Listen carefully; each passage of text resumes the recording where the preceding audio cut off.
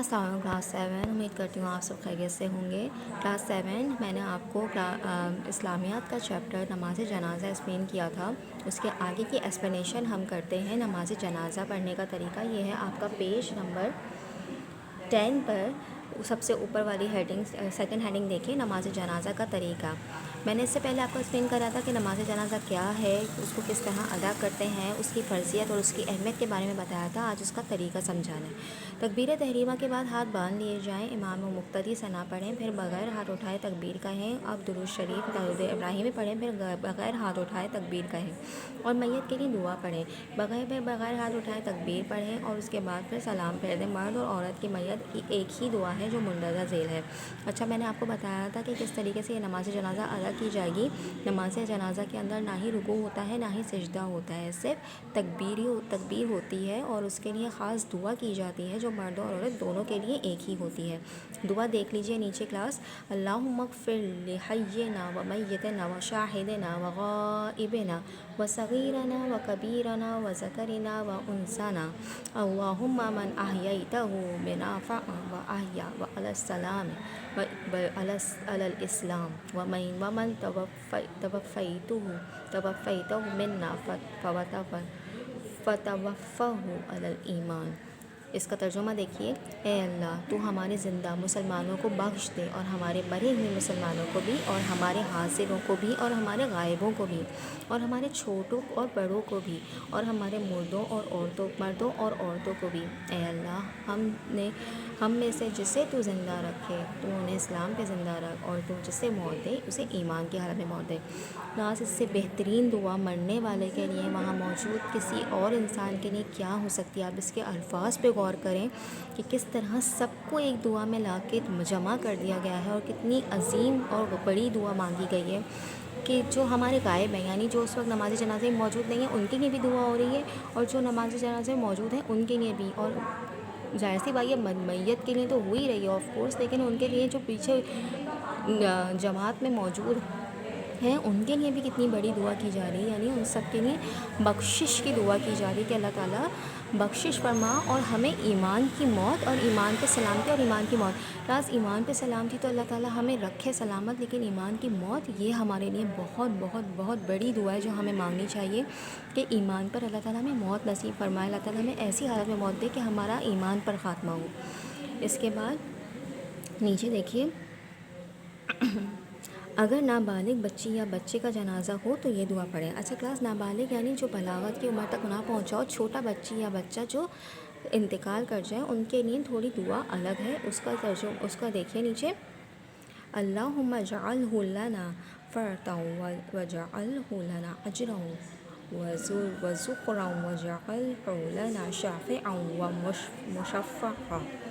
اے اللہ، اس بچے کو تو ہمارے لیے پہلے سے جا کر انتظام کرنے والا بنا، اور اس کو ہمارے لیے اجر اور ذخیرہ اور سفارش کرنے والا اور سفارش منظور کیا ہوا بنا دے۔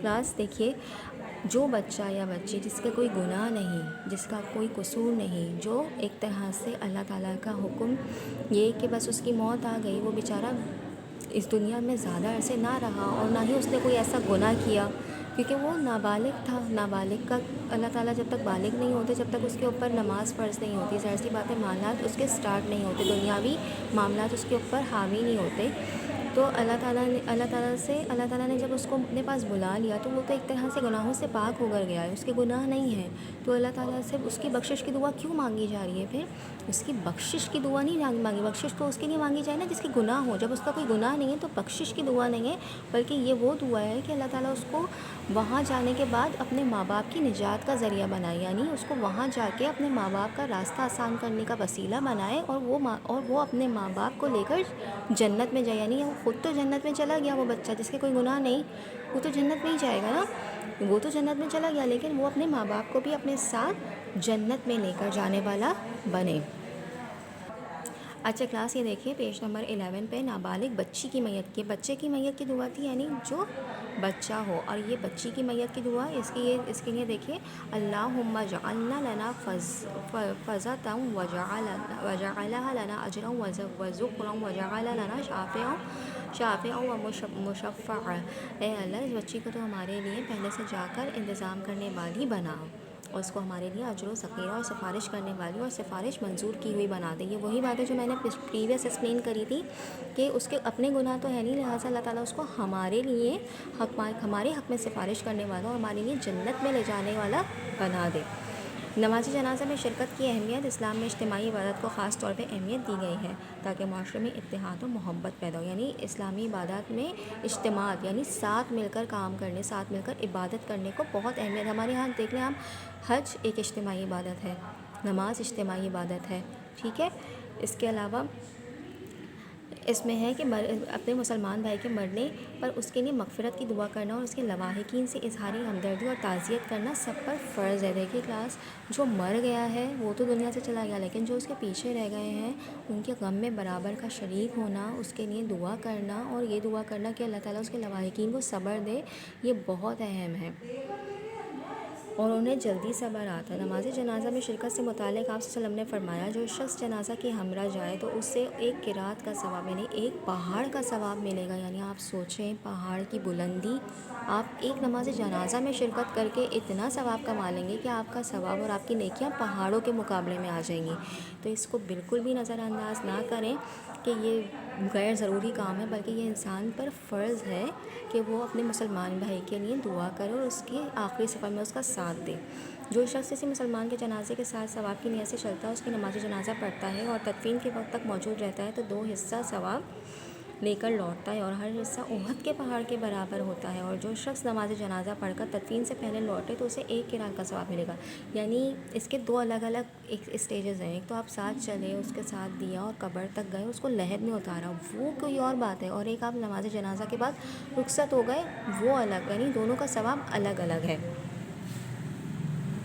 نیکسٹ ہیڈنگ دیکھیے، میت پر ماتم کرنا منع ہے، یعنی میت پر رونا، چیخنا، چلانا۔ دیکھیے کلاس، غم سب کو ہوتا ہے لیکن آواز سے بین کرنا، اپنا سینہ کوبی کرنا اور زور زور سے آوازیں نکالنا، یہ سب منع ہے۔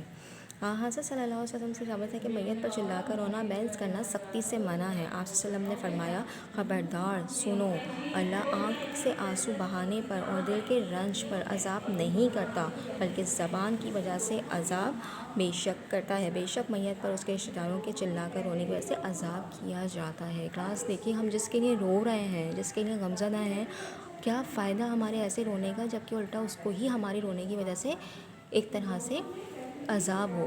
ہماری آنکھوں سے نکلنے والے آنسو اور دل کے رنج پر گناہ نہیں ہے، اس کی تو ہمیں اجازت ہے، وہ تو ہوگا، لیکن زیادہ زور سے ماتم کرنا، سینہ کوبی کرنا، یہ سختی سے منع ہے۔